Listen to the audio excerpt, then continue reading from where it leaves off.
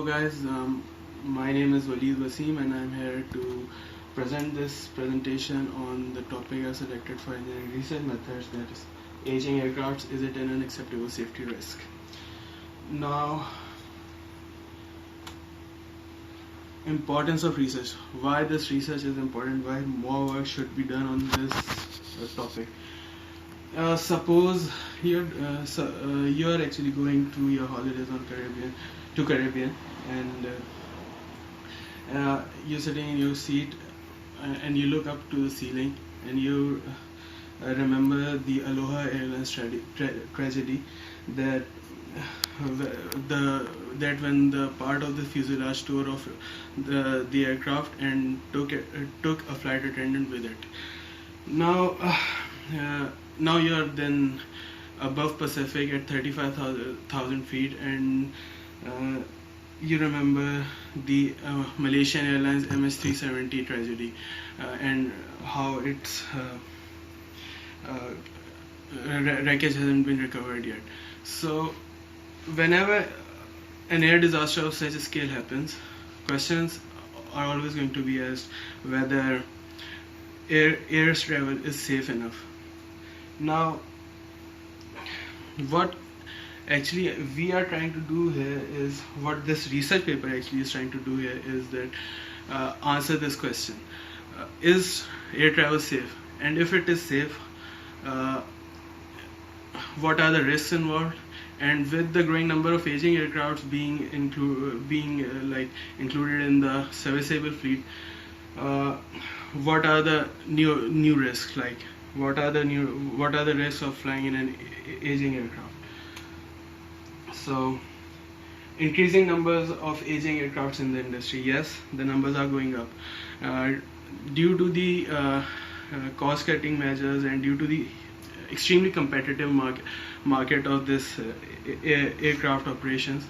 In order to give their customers the best possible deal, the aircraft operators are actually nickel and diming, and and for this reason they are doing things that they shouldn't do, and they are integrating older aircrafts in order to cut costs. Now, what is an aging aircraft? An aircraft that has already flown for 75% of its designed flight hours is you can classify it as an aging aircraft. The world fleet currently averages around 11 to 12 years old aircrafts, and the most elderly aircrafts can be like more than 25 years old, which is not what you'd like to hear, but this is what it is. With the industry, as I already told you, that with the industry being nickel and diming, the numbers are obviously bound to go up, and due to the numbers are constantly rising, the safety management of these aging aircraft is really important for the industry, in order to not give this industry a bad name. Now, airworthiness. Yeah, this is Iron Man, and he's airworthy. Yeah. What is airworthiness? When is an aircraft airworthy? An aircraft is an airworthy when an aircraft or a platform is going to do a certain flight and do takeoff, take a certain set of route and then land safely within some specified requirements and specifications. If that aircraft can do that without any major failures, then that aircraft is airworthy.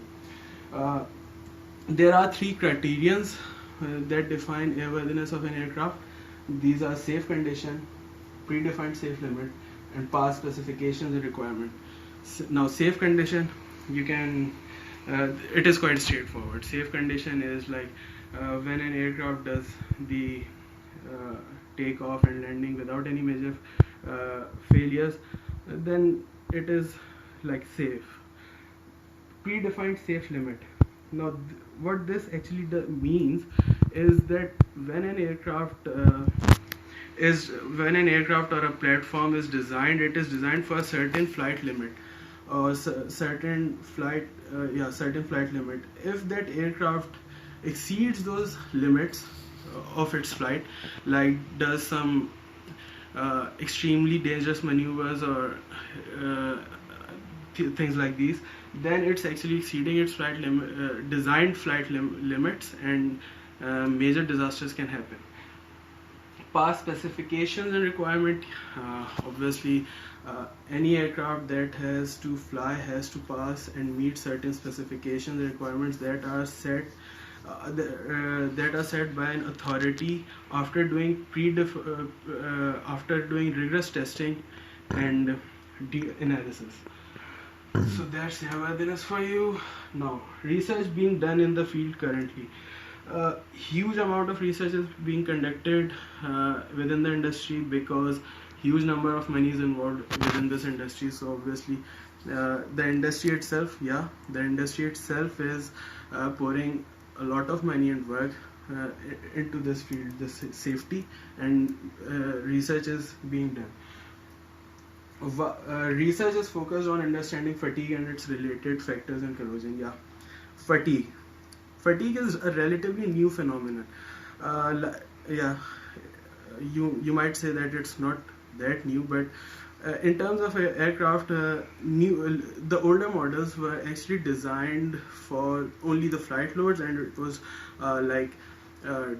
designed within that circle, those limits, and they didn't take into consideration the fatigue phenomenon and what would happen once due to cyclic loading of a mechanical part, what would happen to that part. What fatigue actually is that due to cyclic loading of any mechanical part, even those loads are within the yield point stresses, those loads would actually degrade that material, and that material would with time start falling apart or start to give way. Newer NDE methods are being developed to monitor crack initiation and growth. Newer NDE methods like non-destructive methods have been developed and are being used within the industry in order to monitor the crack initiation and propagation, which is actually a factor of fatigue, and even corrosion nucleated fatigue, that's also being researched upon. New simulated models being presented to better understanding the problem. This fatigue is actually a very complex problem, and with the advent of computers and higher processing powers, the computers have actually enabled us to solve these incredibly complex fatigue problems, and due to this high processing power, now researchers are being able to come up with new models that take into account fatigue. Now, innovative materials are being developed to reinforce aircraft structure. New materials are being developed in order to reinforce the fuselage of the aircraft. So now, research design. What this paper actually intends to answer, or actually what are the findings, is that this paper actually suggests to devise a new management plan, and it's a plan that monitors all the safety aspects and risk hazards that are already currently being known to us, and integrate the newer technologies or newer methods within those technologies. Hence, a continuous flow model exists. Like currently, the aircraft industry is not technophiles. They are kind of technophobic because of the huge cost involved in order to integrate new research, new maintenance techniques. But once this management plan is already in place, due to not much of a transition, and since there's not much of a transition, less costs would be involved. So it would be quite cost effective and innovative, and thus industry would actually be a bit more positive towards these new engineering techniques. And in order to ensure maximum potential of this management plan, regular audit is also suggested. Now, I've already also included references within this presentation. These are only those references that have been used in order to create this presentation. But if you want all my references for the research paper, you can actually go see read my research paper, and all the references are listed over there. These are the pictorial references, like the pictures I've taken for this presentation are already included in it. My YouTube video will have this link for this PowerPoint presentation, so that you can better understand these. You can actually better read these pictorial references. Sorry. So, thanks guys. This was my presentation for engineering research methods regarding aging aircrafts. Are they an acceptable safety risk? And I hope you like this video, and do share it or like it, and thanks.